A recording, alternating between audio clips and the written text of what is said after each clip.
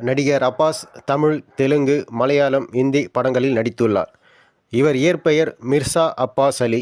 இவர் பிறப்பு 21 மே 1975. இவர் பிறந்த இடம் ஹவுரா, மேற்கு வங்காளம். இவர் மனைவி பெயர் எரம் அலி. இவர் குழந்தைகள் 2 குழந்தைகள் உள்ளனர். அப்பாஸ் ஒரு ஃபேஷன் மாடலாக ஒரு தொழிலை தொடர்ந்து செய்து வந்தார். அடுத்து அவர் கதிரின் காதல் தேசம் 1996 மூலம் தனது திரைப்படத்தில் அறிமுகமானார்.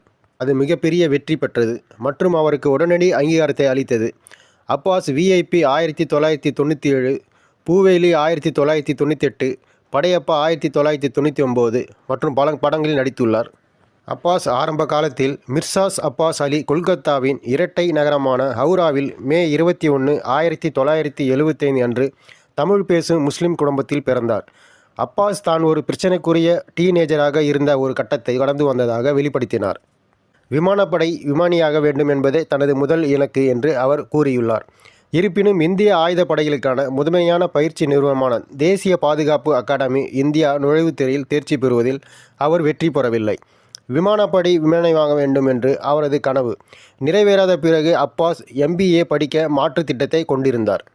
அப்பாஸ் இந்தி படங்களை பார்த்து வளர்ந்தார். அவரது தாய்வழி தாத்தா பரூக் மிர்சா நீல்தர்மான் பெங்காலி படத்தில் நடித்தார்.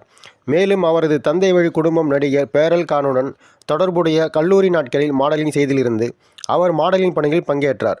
அவரது மாடல் சகாக்களின் டினோ மோரியா, சுமன் ரங்கநாதன், ராஜீவ் கோபாலகிருஷ்ணா, ராகுல் தேவ் மற்றும் சமீர் மல்ஹத்ரா ஆகியோர் அடங்குவர்.